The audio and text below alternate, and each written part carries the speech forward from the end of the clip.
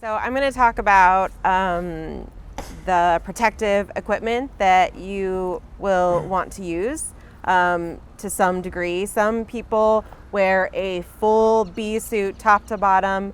If you're allergic to bees but still an enthusiastic beekeeper, that's very important. Some people use very minimal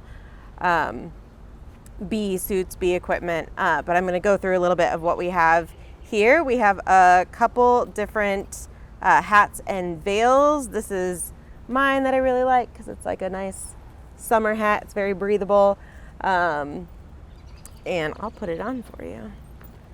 It goes on like this, and then you put your arms through, and then I usually wear like a long sleeve over it, but it's nice when you're getting a hat and veil. And we have another one here. You want to be able to move around in it. You want the airflow to be good, and you also want to keep the bees off your face. Those are the main points of a hat and veil, or just a veil. So this is another one where the veil comes off. It's got good ventilation. I think, is this the one you use, Tyler? Yeah. This is Tyler's style. So these are great, very important. Some people just wear a hat and veil and gloves when they are working on their hive. This is a glove, leather, and then this canvasy material keeps your hands protected.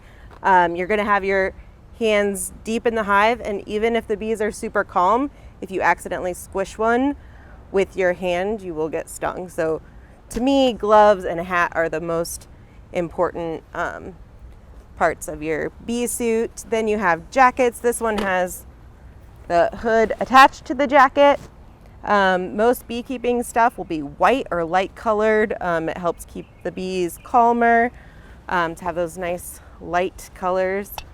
You don't really want to be looking like a flower, I guess, when you're out working with the bees. It's important, and you can also, besides this kind of jacket, I usually wear some kind of button up, like a looser fitting jean jacket.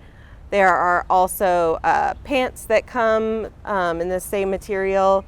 There are even some like booties that kind of like slip over your shoes. So it's important to have your arms covered. You can wear long pants.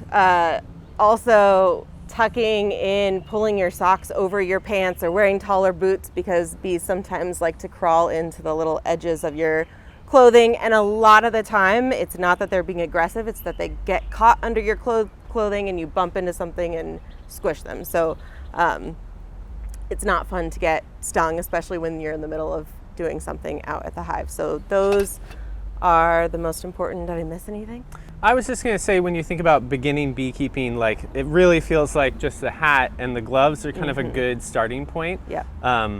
The more that you get into it and the more kind of intense or invasive things you're going to be doing in your hive, or whether you're going to be trying to catch swarms, those are times where you're really trying to button your whole body up and wear thick kind of canvas material to stop stings from coming, because you are going to get stung if you're going to work with bees, most likely.